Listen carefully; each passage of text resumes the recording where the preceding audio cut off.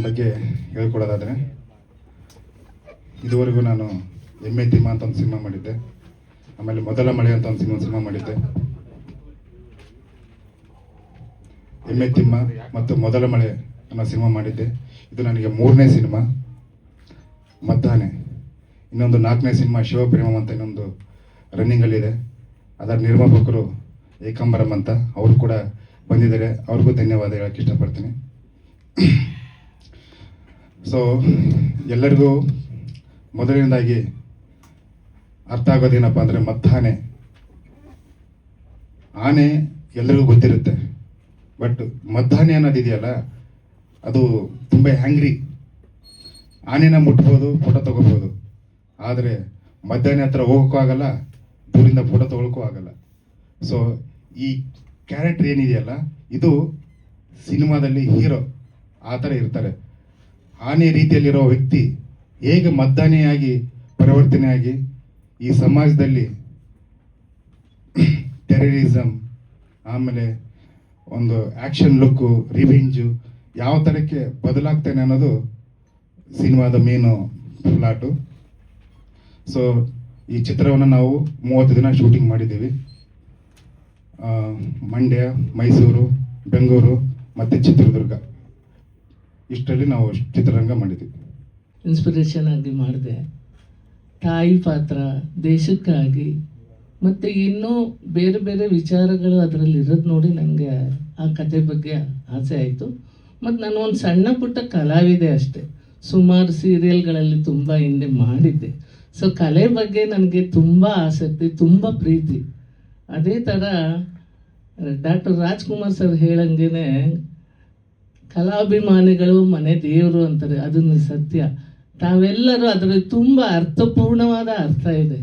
ನೀವೆಲ್ಲ ಅಭಿಮಾನಿಗಳು ಬಂದು ನಮ್ಮಂಥವ್ರಿಗೆ ಎನ್ಕರೇಜ್ ಕೊಟ್ಟು ಸಹಕರಿಸಿದ್ರೆ ನಮಗೆ ಮುಂದಿನ ಪ್ರಾಜೆಕ್ಟ್ಗೆ ಒಂದು ಉತ್ತೇಜನ ಜಾಸ್ತಿ ಸಿಕ್ಕಂಗಾಗುತ್ತೆ. ನಾನು ಮೂಲತಃ ಚಿತ್ರದುರ್ಗದವನು.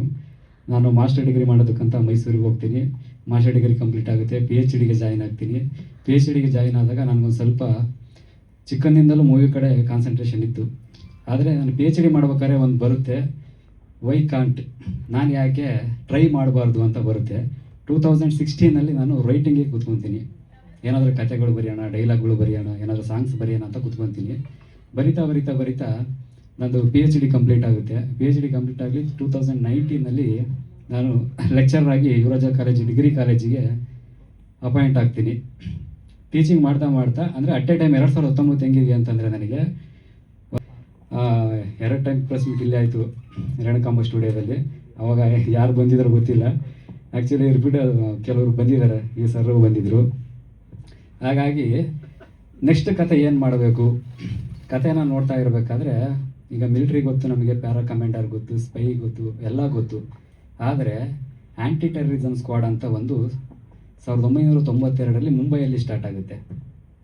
ಅಂದರೆ ಅದ್ರ ಕೆಲಸ ಏನಪ್ಪ ಅಂತಂದರೆ, ಇದು ಮಿಲಿಟ್ರಿ ಅಂತ ಗೊತ್ತಾಗೋದಿಲ್ಲ, ಮಿಲಿಟ್ರಿ ಅಂತ ಹೇಳ್ಕೊಳಂಗಿಲ್ಲ, ಸ್ಪೈ ಥರನೇ ಬರುತ್ತೆ.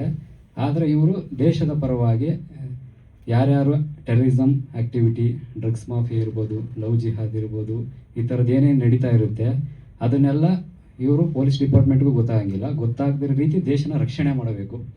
ಆ ಥರದ್ದು ಒಂದು ಆರ್ಟಿಕಲಲ್ಲಿ ಮತ್ತು ನಾನು ಗೂಗಲಲ್ಲಿ ನೋಡಿದ್ವಿ. ನೋಡಿ ಯಾಕೆ ಇದನ್ನು ಒಂದು ಸಬ್ಜೆಕ್ಟಾಗಿ ತಗೊಂಡು ಮಾಡಬಾರ್ದು, ಈಗೆಲ್ಲ ನನಗೆ ಅಂದರೆ ಅವೇರ್ನೆಸ್ ಬೇಕೀಗ. ಸ್ಟೂಡೆಂಟ್ಸ್ಗಳಿಗೆಲ್ಲ ಏನಾಗ್ತಿದೆ, ನಾನು ಟೀಚಿಂಗ್ ಮಾಡ್ತಿರೋದ್ರಿಂದ ನಮಗೆ ಎಲ್ಲಿ ಅವೇರ್ನೆಸ್ ಬೇಕಂತ ಗೊತ್ತಾಗ್ತಿದೆ. ಇವತ್ತು ನಾವು ಸ್ವತಂತ್ರ ದಿನ ಯಾವಾಗ ಬಂತಂತ ನಮ್ಮ ಅಳುಬ್ರನ್ನೆಲ್ಲ ಕೇಳಿದ್ರೆ ನಾವು ಹೇಳ್ತೀವಿ ಮಧ್ಯರಾತ್ರಿ August 15 ಅಂತ ಹೇಳ್ಬಿಟ್ಟು ನಾವು ಕನಸಲ್ಲಿದ್ದರೂ ಕೂಡ ಎಬ್ಬರಿಸಿದ್ರೆ ಟಕ್ ಅಂತ ಹೇಳ್ತೀವಿ. ಆದರೆ ಈಗಿನ ಜನ್ರೇಷನ್ನಿಗೆ ನೀವು ಸ್ವತಂತ್ರ ಯಾವಾಗ ಬಂತಂದರೆ ಗೊತ್ತಿಲ್ಲ, ರಿಪಬ್ಲಿಕ್ ಡೇ ಯಾವಾಗ ಅಂತ ಗೊತ್ತಿಲ್ಲ. ನೀವು ಅಬ್ಸರ್ವ್ ಮಾಡಿ, ಯಾವುದಾದ್ರು ಇಂಟರ್ವ್ಯೂಗಳು ಮಾಡಿ, ಈಗಿನ ಜನ್ರೇಷನ್ಗೆ ನಾವು ಏನನ್ನು ಹೇಳ್ತಾ ಇದ್ದೀವಿ, ಏನನ್ನು ಅವೇರ್ನೆಸ್ ಮೂಡಿಸ್ತಾ ಇದ್ದೀವಿ ಅನ್ನೋದು ಇಂಪಾರ್ಟೆಂಟು. ಈಗ ಒಂದು ಚಿಕ್ಕದಾಗಿ ಹೇಳ್ತೀನಿ, ನಾನು ತುಂಬ ತಗೊಂಡೋಗಲ್ಲ. ಇಲ್ಲಿ ಮಾಧ್ಯಮ ಮಿತ್ರರು ಮತ್ತು ಪತ್ರಕರ್ತ ಮಿತ್ರರಿದ್ದಾರೆ. ಈ ಸೋಷಲ್ ಪ್ಲಾಟ್ಫಾರ್ಮ್ ಹೇಗಿದೆ ಅಂತಂದರೆ, ಇವತ್ತು ಸ್ಯಾಟಲೈಟ್ಗಿನ್ನ ವೇಗದಲ್ಲಿದೆ, ಸ್ಯಾಟಲೈಟ್ ಇದಕ್ಕೆ ವೇಗದಲ್ಲಿದೆ ಈ ಮದ್ದಾನೆ ಮೂವಿಗೆ. ಸೊ ನಾನು ಒಬ್ಬ ತಾಂತ್ರಿಕ ವರ್ಗದಲ್ಲಿ, ಏನು ಪ್ರೊಡ್ಯೂಸರ್ ಶ್ರೀನಿವಾಸು ಅಮ್ಮ ಇದ್ದಾರೆ, ಶರಣ್ ಜಿ ಇದ್ದಾರೆ, ವಿತ್ ಹೀರೋ ಇದ್ದಾರೆ. ಅದನ್ನು ನಾನು ಬಾಯಿ ಮುಖಾಂತರ ಹೇಳಿದರೆ ಅದಕ್ಕೆ ಅರ್ಥ ಸಿಗಲ್ಲ. ನೀವು ಪರ್ದೆ ಮುಖಾಂತರ ಥಿಯೇಟ್ರಿಗೆ ಬಂದು ಏನಿವತ್ತು ಮಾಧ್ಯಮ ಮಿತ್ರರು, ಪತ್ರಕರ್ತ ಮಿತ್ರರಿದ್ದಾರೆ, ಇದು ಯಾವ ಸ್ಲಾಟ್ ಅಲ್ಲಿ ಅಂದ್ರೆ ಪ್ಲಾಟ್ಫಾರ್ಮ್ ಅಲ್ಲಿ ನೀವು ಯಥೇಚ್ಛಿಗೆ ನಿಮ್ಮ ಶೇರ್ ಆಗುತ್ತೆ ಅದನ್ನ ನೋಡ್ತಾರೆ.